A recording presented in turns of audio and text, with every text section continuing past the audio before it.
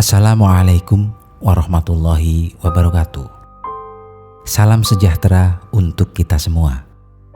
Selamat datang di channel Saka Nagari. Jangan lupa subscribe agar kalian tidak ketinggalan kisah-kisah menarik dari channel kami. Kali ini saya akan bercerita tentang seorang kupu-kupu malam yang melakukan perjanjian gaib dengan jenglot, makhluk jelmaan yang dipercaya dapat mendatangkan kekayaan. Seperti apa kisahnya? Mari kita simak selengkapnya. Om-om itu menatap dengan aneh. Baru pertama, tanyanya. Gadis itu mengangguk pelan.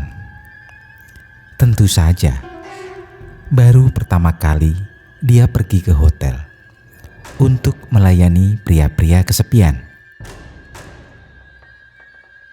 Ada sedikit rasa malu yang tersirat dari wajahnya. Malam itu menjadi malam pertama semenjak dia memutuskan untuk menjadi seorang penjajah cinta. Pelanggan pertamanya adalah Om Senang yang sudah pasti berpengalaman. Si lelaki mulai menuntun, membuka pakaiannya sambil memainkan jemarinya di kulit mulus gadis itu. Dia merinding, menggelinjang,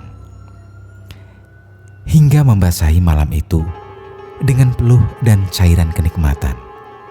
Ya, namanya Mala. Perempuan cantik, seksi, menggoda, dan tentunya masih sangat muda. Baru 18 tahun, 5 tahun sudah. Perempuan berdarah Sunda itu menekuni profesi sebagai pemuas nafsu. Berawal dari rasa sakit hati karena ditinggal kekasihnya. Ditambah lagi himpitan ekonomi yang mendera keluarganya. Pikiran Mala pun berontak dan akhirnya nekat memilih lembah hitam.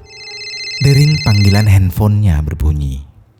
Mala mengakhiri fantasi erotisnya dan menghentikan pengembaraannya di titik-titik rangsang. Sekali lagi dia hembuskan asap rokok yang terakhir, lalu menaruh puntung milt itu di asbak. Halo, Teh Mala ya? Iya Kang. Open BO saya udah masuk belum Teh? Udah Kang. Baik, besok malam saya jemput ya Teh. Mangga Kang. Maulana Ros adalah supir taksi online yang sudah lama mencarikan pelanggan untuk Mala. Selain dapat komisi dari setiap transaksi esek-esek, sebulan sekali dia juga mendapat servis istimewa secara pribadi dari Mala. Mengingat kebaikan pria cadel itu sudah sangat banyak, dia pun rela berbagi kebahagiaan dan kenikmatan dengannya. Di saat Mala sepi order, dia membantunya mencarikan dukun untuk penglarisan, hingga melakukan persekutuan gaib dengan jenglot. Malam ini Mala sengaja tak menerima pelanggan. Dia bersiap-siap menunggu kedatangan Abra, pria tampan jelmaan jenglot. Melayani merupakan bagian dari syarat perjanjian dari apa yang diminta oleh Mala. Selain itu, dia harus menyediakan sesaji berupa kembang setaman, telur ayam kampung, aneka minuman, minyak wangi, dan darah O 1 ampul setiap malam Jumat Kliwon. Pintu apartemennya dia biarkan dan dia buka sedikit. Kemudian dia membakar dupa pengantin sembari membaca mantra. Tak berselang lama, lelaki tegap jelmaan makhluk astral itu pun datang.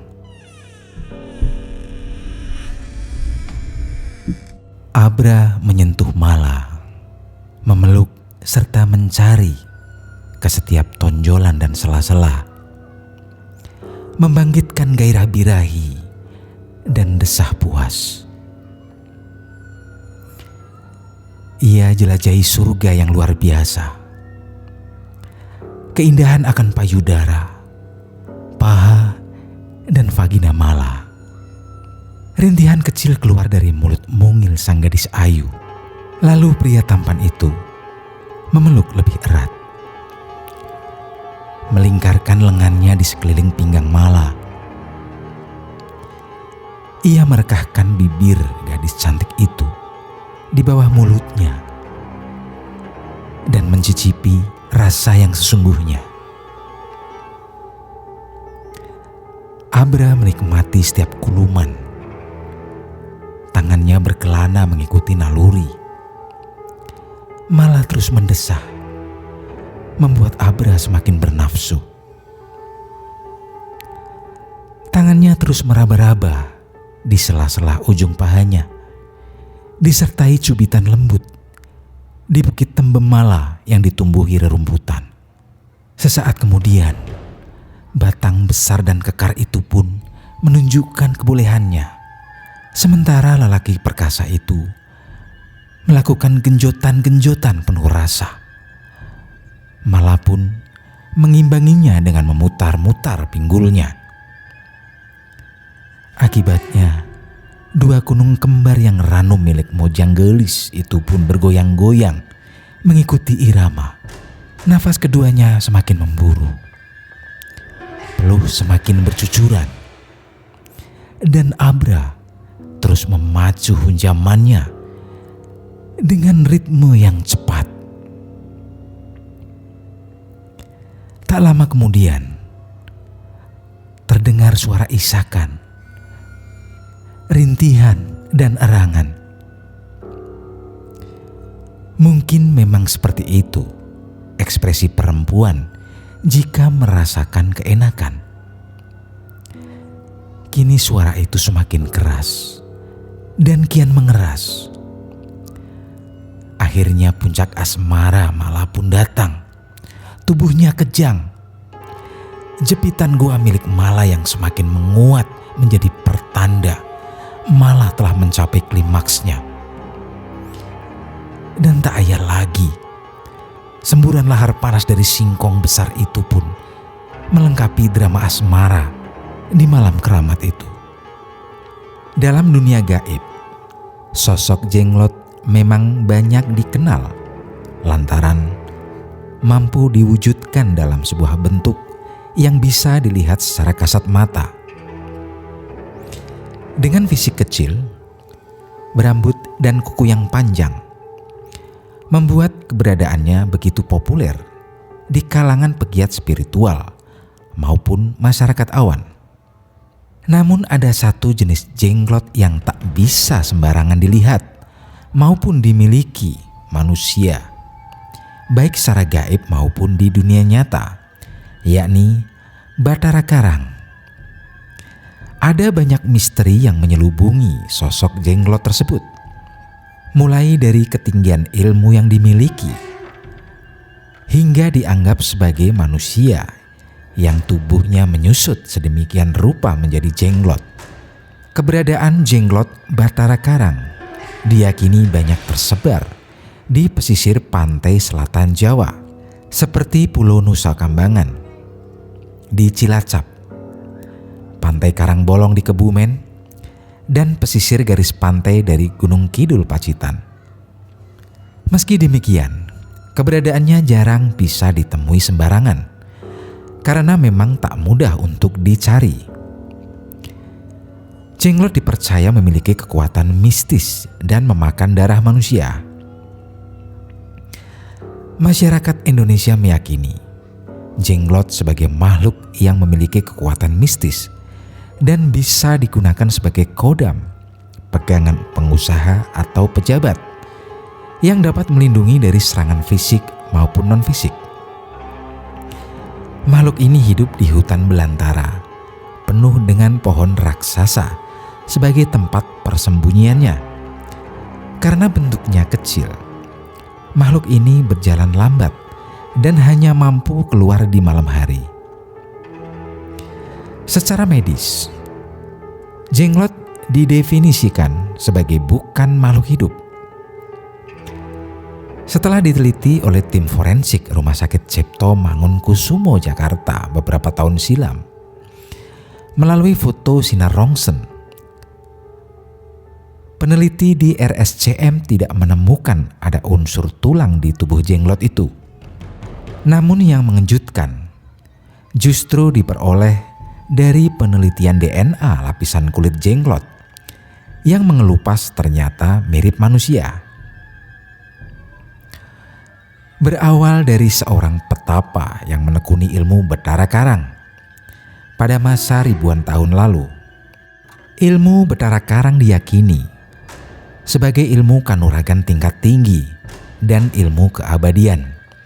Artinya, setiap orang yang memiliki ilmu tersebut akan hidup abadi di dunia.